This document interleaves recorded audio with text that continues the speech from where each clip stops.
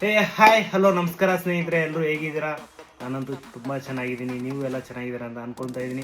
So guys, ಇಷ್ಟು ದಿನ ಆದಮೇಲೆ ಮತ್ತೆ ವ್ಲಾಗ್ ಸ್ಟಾರ್ಟ್ ಮಾಡಿದ್ದೀನಿ. ಸೊ ಈ ವ್ಲಾಗ್ನ ಉದ್ದೇಶ ಏನಪ್ಪ ಅಂದರೆ, ಒಂದು ಚಿಕ್ಕ ಅನೌನ್ಸ್ಮೆಂಟ್ ಇತ್ತು, ಅದನ್ನು ಮಾಡೋಣ ಅಂದ್ಬಿಟ್ಟು ಈ ವ್ಲಾಗ್ನ ಮಾಡ್ತಾ ಇದ್ದೀನಿ.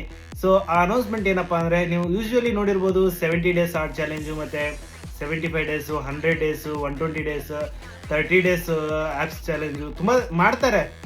ಫಿಟ್ನೆಸ್ ಇನ್ಫ್ಲುಯೆನ್ಸರ್ಸ್ ಎಲ್ಲ ತುಂಬ ಜನ ಮಾಡಿದ್ದಾರೆ.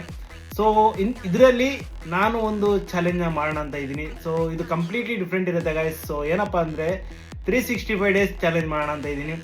ಫುಲ್ 1 ಇಯರ್ ವ್ಲಾಗ್ಸ್ ಇರುತ್ತೆ.